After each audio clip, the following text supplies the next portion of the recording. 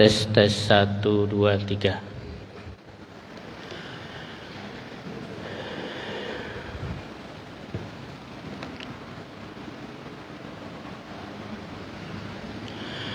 Assalamualaikum warahmatullahi wabarakatuh. Alhamdulillahi rabbil alamin. Nahmaduhu wa nasta'inuhu wa nastaghfiruh wa na'udzu billahi min syururi anfusina wa min sayyiati a'malina. Man yahdihillahu fala mudhillalah wa man yudlil fala hadiyalah. Asyhadu an la ilaha illallah wahdahu la syarikalah wa asyhadu anna Muhammadan abduhu wa rasuluh. Allahumma salli wa sallim ala nabiyyina Muhammadin wa ala alihi wa ashabihi wa man tabi'ahum bi ihsanin ila yaumiddin, amma ba'd.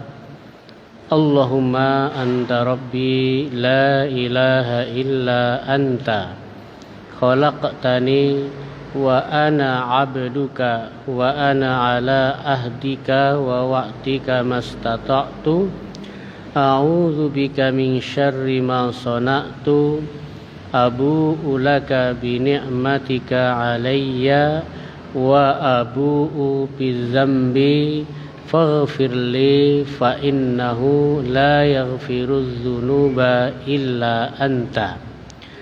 Hadirin jamaah salat maghrib yang dirahmati Allah Subhanahu wa taala.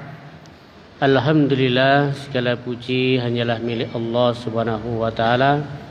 Salat dan salam tak lupa pula kita aturkan kepada junjungan Nabi kita Muhammad sallallahu alaihi wasallam, keluarga beliau, para sahabatnya, serta orang-orang yang istiqomah di jalannya sampai hari kiamat kelak nanti. Malam hari ini kita akan melanjutkan kajian kita membacakan tafsir Al-Baqarah ayat yang ke-170. Bacanya ya. Al-Baqarah 177. Ya, kita baca bersama-sama, diawali dengan ta'awud. A'udzu billahi minasy syaithanir rajim. Bismillahirrahmanirrahim. Laisal birra an tuwallu wujuhakum qibalal masyriqi wal maghrib walakinnal birra man amana billahi wal yawmil akhir wal malaikati wal kitabi wan nabiyyina wa atal mala ala hubbi Zawil qurba wal yatama wal masakina wabnis sabil wassailina wa firriqambi wa aqamas sholah wa ataz zakata wal mufuna bi ahdihim idza ahadu was-sabirina fil ba'sa'i wad-dharra'i wa hinal ba's ulaika alladzina sadaqu wa ulaika humul muttaqun. Allahumma arhamna bil Qur'an.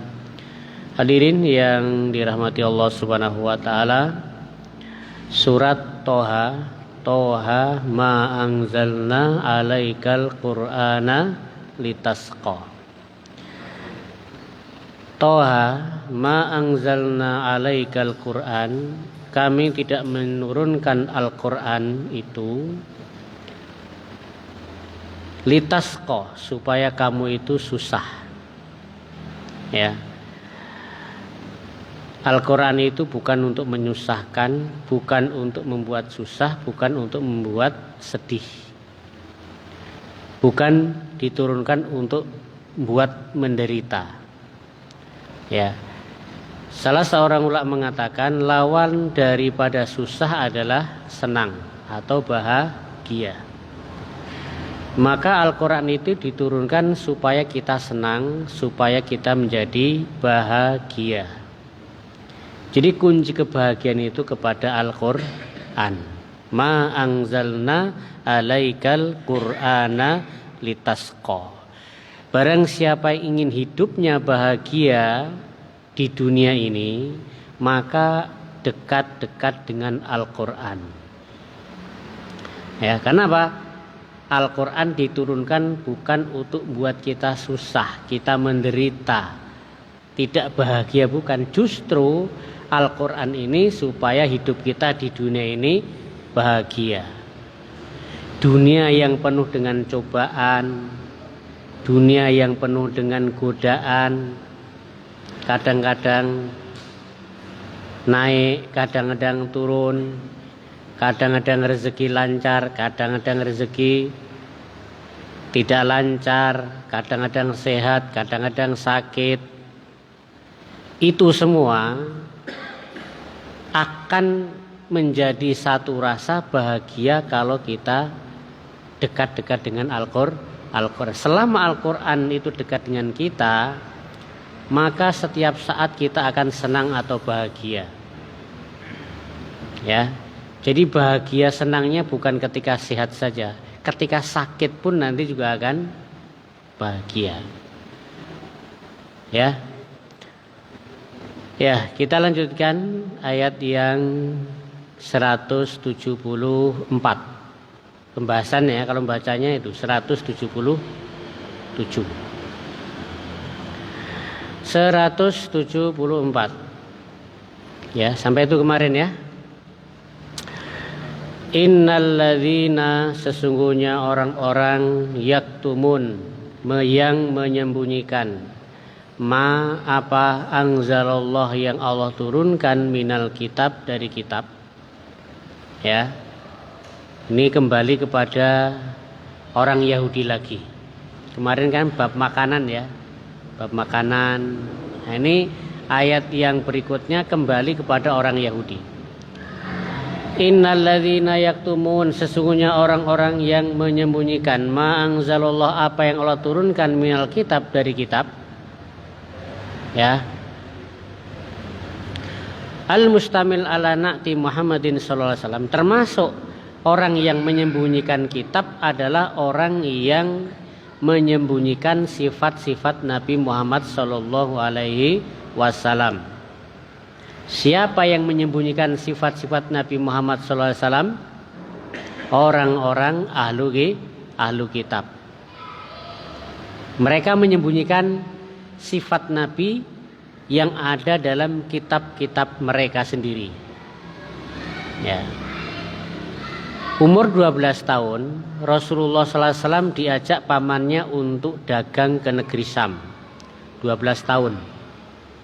12 tahun itu kelas 6 ya. Kelas 6, 12 tahun. Tidak biasanya ini. Kalau pamannya itu dagang ke luar kota, ini Nabi Muhammad yang masih umur 12 tahun tidak pernah ikut. Tapi entah pada saat itu ketika pamannya Abu Thalib mau berangkat ke negeri Syam, ini Nabi Muhammad itu tidak mau lepas, dia nempel terus sama pamannya Abu Thalib. Ya nempel, kepengen ikut saja. Biasanya tidak pernah ini. Maka Abu Thalib pun jadi heran. Ini tidak biasanya nih Muhammad ini, biasanya kalau saya pergi dia tidak pernah ikut. Nah karena didesak terus dan karena kasihan, akhirnya Abu Thalib mengizinkan Nabi Muhammad yang masih 12 tahun ini ikut dalam perjalanan menuju negeri Syam, berangkat bersama rombongan. Ya, melewati padang pasir siang malam berhari-hari. Nah, sampai di suatu tempat namanya Busra. Busra itu wilayah Syam. Syam saat itu dikuasai oleh Romawi ya, Romawi Syam. Sampai di sana mereka beristirahat. Ternyata tempat istirahat mereka itu dekat dengan biara atau gereja. Yang di situ ada seorang pendeta namanya Buhairo.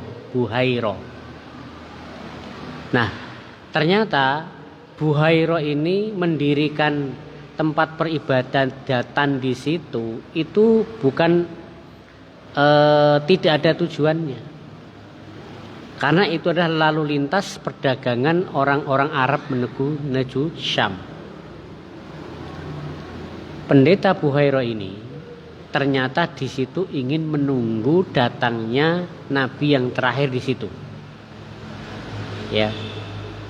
Karena dalam pengetahuan Buhairo tidak ada seorang nabi pun atau nanti itu nabi yang terakhir itu pasti akan melewati di situ dan beristirahat di situ di bawah sebuah pohon.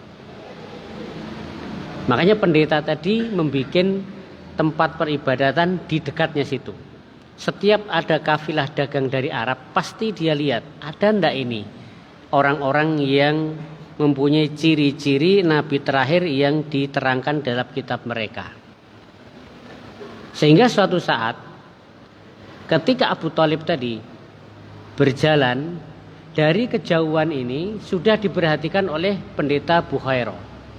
Kafilah rombongan ini tidak seperti rombongan biasa. Kenapa?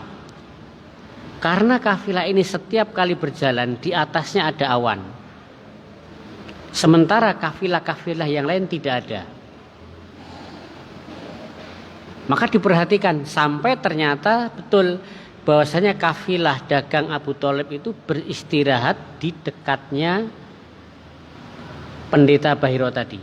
Dan di situ pohon-pohon itu seakan memberi perlindungan kepada Nabi Muhammad dari seakan-akan melindungi, kemudian pohon-pohon itu apa? Merunduk. Ya. Dan ini diperhatikan oleh pendeta Buhairo. Maka kemudian ketika mereka istirahat diundanglah semuanya untuk makan di rumah pendeta. Tidak biasanya pendeta ini ngundang para kafilah Arab, tidak pernah diundang untuk makan. Tapi untuk kali ini diundang. Ya. Nah setelah mereka masuk semua dijamu, maka diperhatikan satu persatu rombongan tadi. Kok tidak ada ini? Kok tidak ada orang yang mempunyai tanda-tanda Nabi terakhir? Maka kemudian Buhairo bertanya, masih adakah orang yang di sana di onta sana? Abu Thalib mengatakan tidak ada. Ya, maka pendeta Buhairo mengatakan, aku tidak percaya. Saya tidak percaya kalau tidak ada. Pasti masih ada orang di sana. Maka Abu Thalib mengatakan, iya, masih ada orang di sana, tapi dia anak-anak.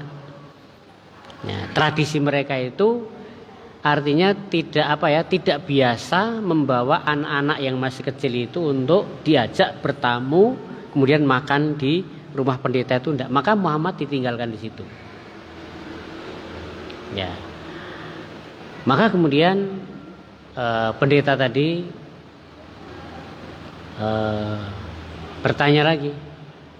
Ya, dalam kisahnya itu pendeta itu mendatangi di tempat itu atau Muhammad diundang ke situ, saya lupa. Ya. Maka setelah pendeta Buhairo itu melihat tanda-tanda kenabian, salah satunya apa? Ada stempel kenabian ya di pundak seperti tadi, pundaknya tadi itu. Ya, stempel kenabian. Maka kemudian pendeta Buhairo mengatakan, ini siapa? Abu Thalib mengatakan, oh itu anakku. Maka pendeta Buhairo mengatakan, tidak mungkin. Saya tidak percaya kalau ini anakmu. Anakmu tidak percaya. Ini bukan anakmu. Maka Abu Thalib mengatakan, jujur ya betul. Ini memang bukan anakku. Ini adalah keponakanku. karena ayahnya sudah meninggal. Maka ketika pendeta Bahira sudah bertanya, memperhatikan Nabi Muhammad yang masih umur 12 tahun tadi, kemudian dia menyarankan Abu Thalib, wahai Abu Thalib, jangan kau lanjutkan perjalananmu ke negeri Syam. Saya khawatir kalau orang-orang Yahudi mengetahui Nabi yang terakhir sudah muncul, saya khawatir mereka akan mencelakai Nabi Muhammad yang masih umur 12 tahun tersebut. Akhirnya kemudian Abu Thalib merasa gelisah, merasa takut dan khawatir. Akhirnya Abu Thalib tidak jadi pergi ke Syam. Ada yang mengatakan Nabi Muhammad itu kemudian disuruh kembali ke Mekah, ditemani beberapa orang ke Mekah, sementara Abu Thalib tetap melanjutkan perjalanan ke Syam. Ya. Jadi mereka itu sudah tahu. Ya, sebelum Nabi itu diutus, mereka sudah tahu ciri-cirinya, termasuk orang Yahudi, termasuk pendeta Nasrani. Ya, tapi mereka sembunyikan. Nah, ini pendeta yang Bahira ini pendeta yang jujur dia. Maka di sini, innalladzina yaktumuna ma anzalallah, sesungguhnya orang-orang yang menyembunyikan apa yang Allah turunkan minal kitab, termasuk di dalamnya sifat-sifat Nabi Muhammad sallallahu alaihi wasallam. Siapa mereka yang menyembunyikan? Wahum al-Yahud, yaitu mereka orang-orang Yahudi. Ya, orang Yahudi. Wa yastaruna bihi, dan mereka orang-orang Yahudi itu membeli. Ya. Ya. Membeli apa? Membeli kitab tadi.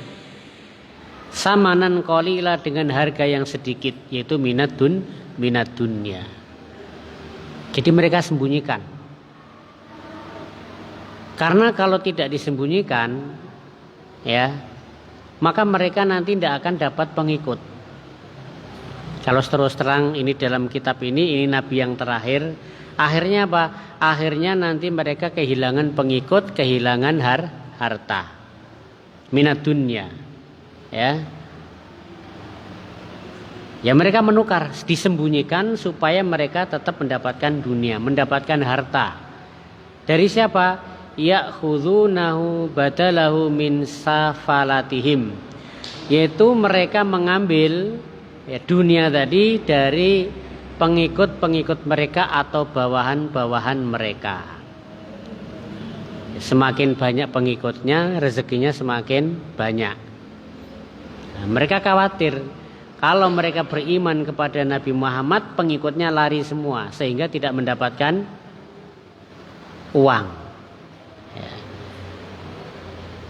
Ya, fala yuzharunah, maka mereka tidak menampakkan. Ya, menampakkan. Ya. Kenapa? Khauf, takut, futahu alaihim, takut kehilangan dunia dari mereka. Ya. Makanya dunia itu bahaya ya. Dunia itu bahaya.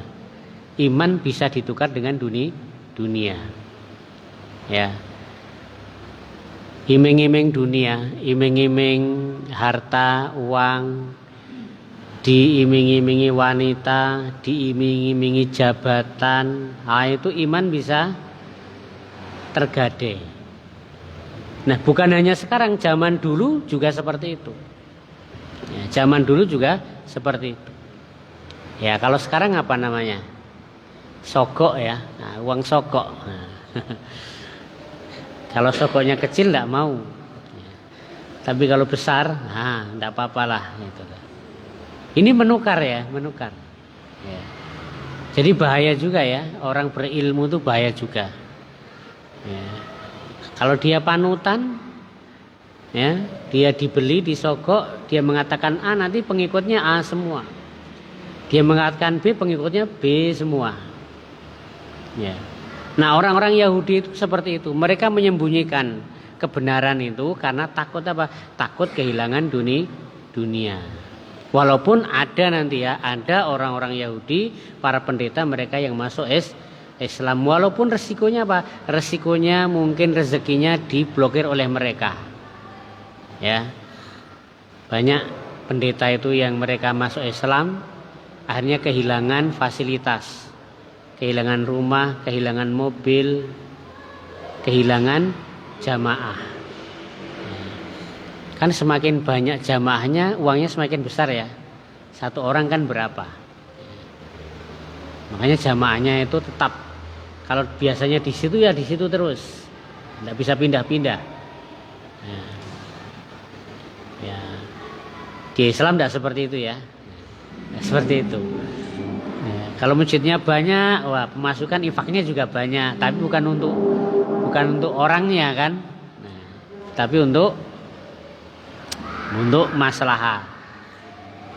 Tapi kalau ada juga yang oknum ya, masjidnya pemasukannya banyak, nanti dipakai sendiri, ya ada juga. Nah ini hampir-hampir seperti orang-orang ahli kitab. Ya. Jadi itu, kenapa orang Yahudi itu seperti itu? Ulaika mereka itulah ma yakulun tidak makan fi butunihum ke dalam perut mereka illan nar kecuali neraka. Nah, itu. Jadi yang dimakan mereka itu akhirnya adalah neraka. Ya bukan beras, bukan lauk pauk, bukan daging, bukan ikan.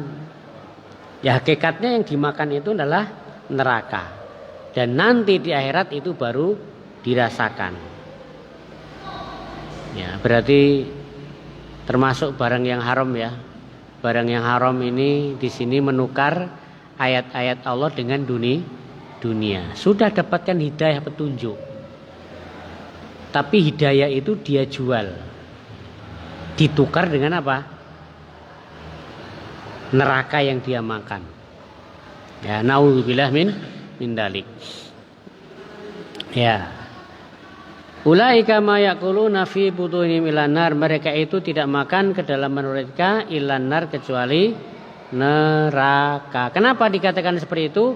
Li'annaha ma lahum, karena apa? Neraka itu nanti tempat mereka. Jadi makanannya juga dari neraka. Yang dia makan, yang dia minum itu karena tempatnya neraka ya dari neraka yang dia makan minum. Ini bagi siapa? Orang-orang yang menyembunyikan kebenaran, tidak disampaikan. Demi untuk apa? Demi untuk mendapatkan keuntungan. Wala yukallimuhumullah, dan Allah tidak akan berbicara kepada mereka yaumal qiyamah, pada hari kiamat. Ya, karena Allah marah kepada mereka, tidak diajak ngomong. Ya. Kita itu kadang kalau marah tidak mau ngomong juga. Marah sama istri tidak mau ngomong. Marah sama anak tidak mau ngomong juga. Karena masih marah.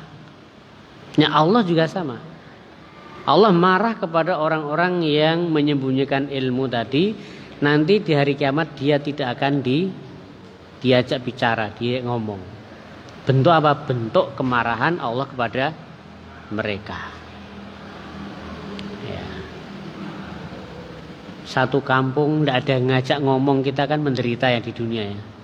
Satu masjid sini, kita ke masjid, salam tidak dijawab, negur tidak dihiraukan, besok tidak ke masjid lagi ya sudah ya. Sudah. Itu di dunia ya, di dunia. Kita masih bisa pindah ke masjid yang lain. Kalau di akhirat, ini Allah yang tidak ngajak ngomong. Kalau Allah tidak ngajak ngomong, apalagi manusia nanti. Apalagi manusia, ya, tidak ada yang berani. Wala yukallimuhumullahu yaumil qiyamah, dan Allah tidak akan berbicara dengan mereka pada hari kiamat ghadaban, yaitu karena marah alaihim kepada mereka. Wala yuzakkihim, dan Allah tidak mensucikan mereka. Padahal ada peluang nanti di akhirat itu kita disucikan dari dosa-dosa kita. Ada peluang. Ya, ada peluang. Berarti apa? Ada peluang juga kita diajak berbicara oleh Allah. Tapi bagi orang-orang seperti ini tidak diajak ngomong, tidak dibersihkan. Yutarihum minadanas minadzurub, yaitu mereka di akhirat tidak dibersihkan dari kotoran dosa. Ya. Makanya tadi ada peluang nanti kita di akhirat itu dosa kita dibersihkan oleh Allah Subhanahu wa taala. Walahum azabun alim, dan bagi mereka azab siksa alim yang pedih. Ya. Mu'lim minanar, yaitu apa? Pedihnya api neraka. Ya, padahal kalau neraka itu selamanya. Orang kafir. Ya. Ayat selanjutnya, ulaika, mereka itulah alladzina, orang-orang istarau yang membeli atau yang menukar ad-dolalata, kesesatan, bil huda, dengan petunjuk. Mereka sudah punya petunjuk, ada petunjuknya, sudah punya petunjuk, tapi petunjuk tadi dia tukar dengan apa? Dengan kesesatan tadi. Orang Yahudi, ahli kitab, mereka sudah punya petunjuk. Petunjuknya malah ditukar, digunakan untuk alat membeli. Yang dibeli apa? Kesesatan. Akhadhuha badalahu fid dunya. Apa? Mereka telah mengambil, ya, kesesatan tadi, badalahu fid dunya, sebagai ganti dari apa? Petunjuk. Jadi sudah ditukar, ya, dengan dunia. Ya, petunjuknya sudah dia tukar dengan kunci surganya, sudah dia tukar. Untuk apa? Untuk kesenangan dunia. Ya. Dunia itu sementara. Ya. Wal azab bil maghfirah, dan mereka telah menukar ampunan dengan azab tadi. Sudah punya ampunan dia, sudah punya maghfirah, tapi dia tukar dengan azab. Ya, karena mereka sudah dapat kitab, sudah dapat petunjuk tadi. Dapat petunjuk. Ya. Al-mu'datu lahum fil akhirah, yang sudah dijanjikan kepada mereka nanti di akhirat, laulam yaktumu, seandainya mereka tidak menyembunyikan. Jadi orang Yahudi itu sebenarnya apa? Sudah mendapatkan petunjuk, sudah mendapatkan ampunan nanti di akhirat, tapi dia tukar. Petunjuknya ditukar dengan kesesatan, ya, ampunannya ditukar dengan azab. Ya. Itu gambaran, ya. Fama asbarohum alan nar, maka betapa sabarnya mereka atas neraka. Ya. Sabar banget mereka tuh, ya. Kok sabar tenan ini. Sabar betul mereka itu mau masuk neraka. Ya, bukan sabar maksudnya, ya. Itu bentuk apa?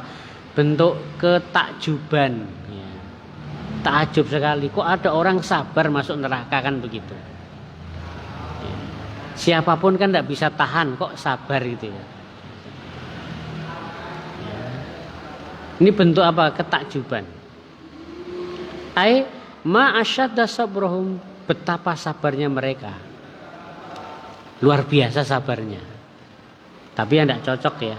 Mau sabar seperti apa di neraka itu tidak bisa bisa. Ya, kalau ya sakit di dunia itu ada apa? Ada sikap sabar, ya, sabar. Menderita sekali itu sabar. Itu pujian, dia dapat pujian. Ya. Tapi kok bersabar kepada api neraka? Ini bukan tempatnya sabar di neraka itu, ya, bukan tempatnya. Kalau mau sabar ya di dunia ini. Siapa sih yang sabar dengan api neraka? Tidak akan ada yang bisa sabar. Tapi sudah apa? Sudah terpaksa masuk di situ. Fama asbaruhum alan nar. Wahwa ta'ajub, dan ini adalah merupakan takjub, ketakjuban lil mukminin, bagi orang-orang beriman. Nah, kalau orang beriman itu apa? Dia mengatakan saya tidak sabar atas api neraka, tidak sabar. Tidak akan bisa sabar, itu orang-orang beriman. Min irtikabihim, yaitu dengan kelakuan mereka, tingkah mereka, ya. Mujibatiha min ghairi mubalah, ya, apa yang menjadi konsekuensi mereka tanpa peduli.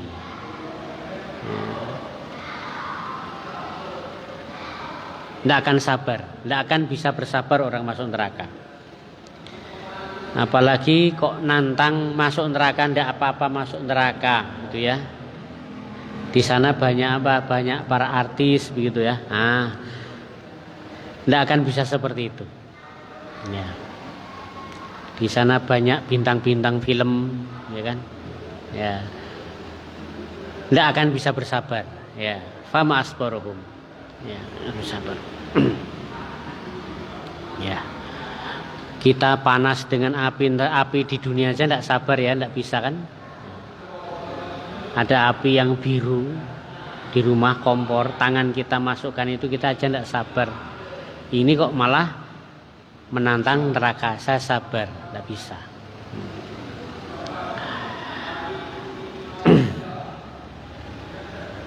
Zalika, yang demikian itu, alladzi dzikra min akli minar, yaitu yang disebutkan dari makanan mereka neraka, ya, dari neraka, wa ma ba'du, dan setelahnya.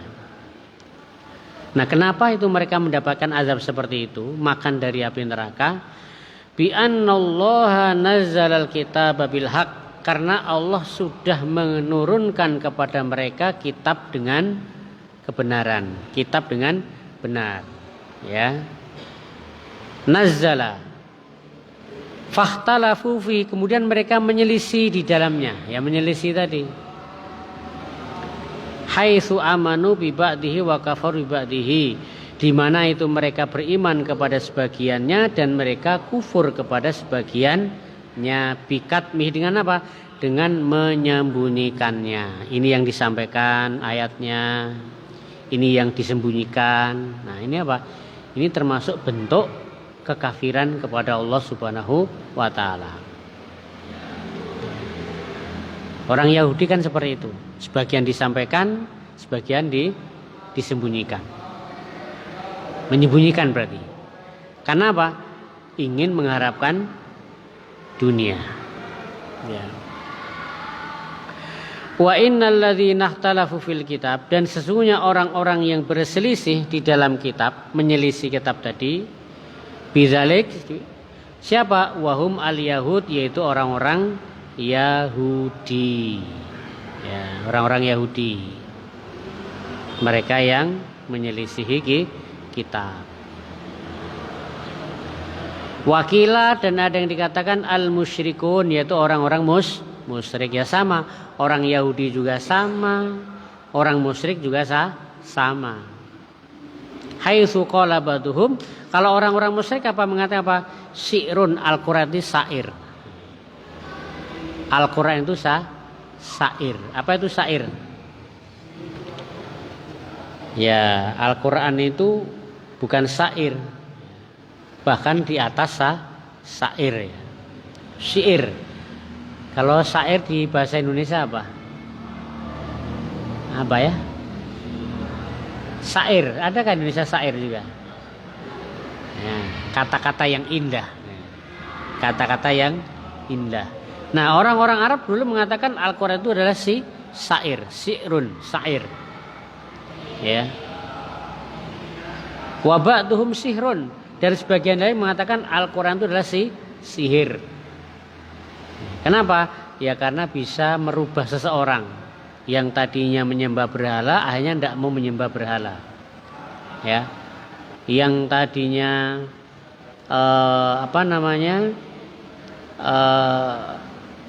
ya kafir kemudian menjadi Islam. Nah, hanya mereka mengatakan Al-Quran itu sihir. Maka ada kisah, ya, ada orang luar Arab, dia itu sudah mendengar tentang Islam ini.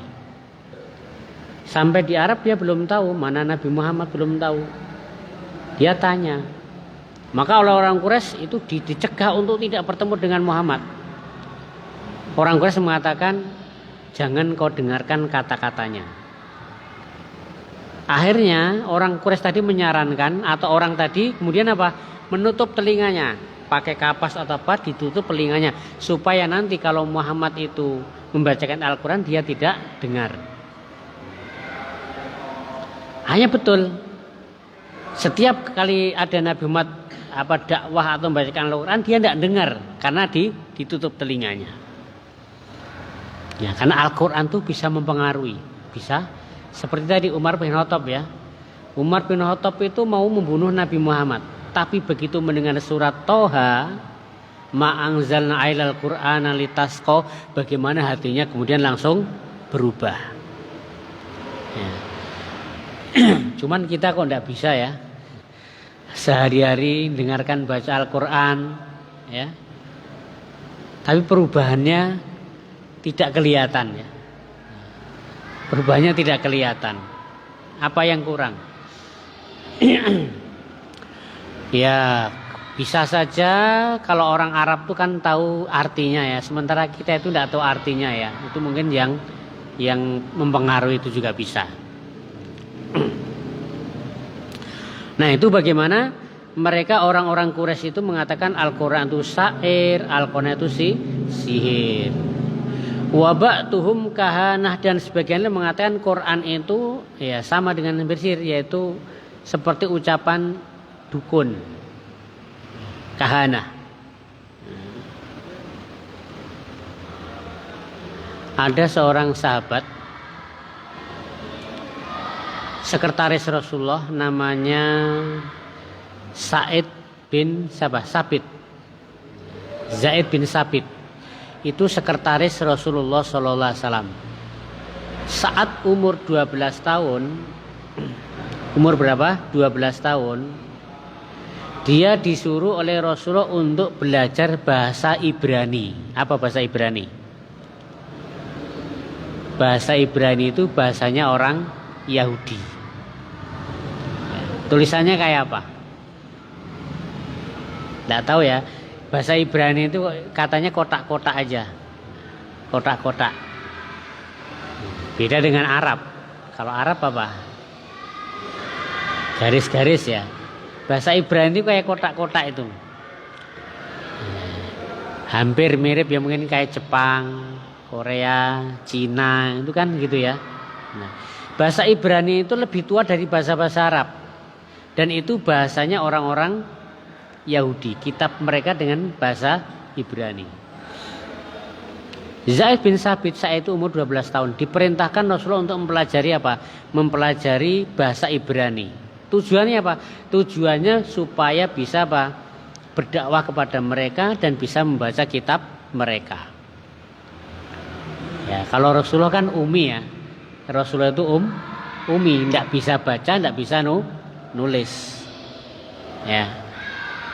Rasulullah itu umi. Rata-rata orang Arab itu juga umi.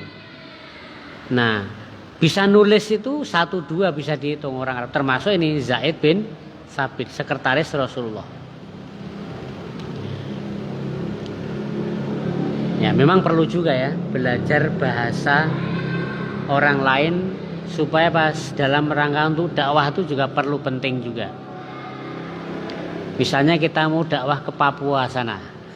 Tidak tahu bahasa orang Papua kan ya, kalau tahu bahasanya mungkin agak selamat ya. Misalnya mau ditangkap, mau dibunuh, nah, jangan tapi pakai bahasa mereka kan gitu. Nah, bisa dianggap. Nah, berapa lama dia mempelajari bahasa Ibrani? Dia belajar bahasa Ibrani ini cuman 2 minggu.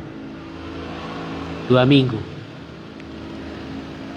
Ya, ini orang anak umur 12 tahun. Belajar bahasa Ibrani selama 2 minggu. Ya. Ini menunjukkan kecerdasannya juga. Kecerdasan juga apa? Ya, berkah mungkin ya. Berkah dari Nabi Muhammad SAW. Kita belajar bahasa Arab aja bertahun-tahun tidak bisa ya. Bisa. Dia yang sudah belajar, apalagi yang tidak belajar ya tidak akan bisa. Ya. Wa innal ladzina ikhtalafu fil kitab, dan sesungguhnya orang-orang yang berselisih dalam kitab fi dzalik, seperti orang Yahudi tadi, orang musyrik mengatakan Quran itu syair, Quran itu sihir dan tenung. La fi syiqaq, itu betul-betul sangat jauh sekali. Ya. Ba'idin anil haq, dari kebenaran. Ya. Seperti orang Yahudi tadi, jauh dari kebenaran. Al-Quran bukan itu. Makanya tadi, kalau kita ingin bahagia, sering-sering membaca Al-Quran. Ya. Makanya kalau kita ingin bahagianya banyak, maka banyak-banyak baca Quran.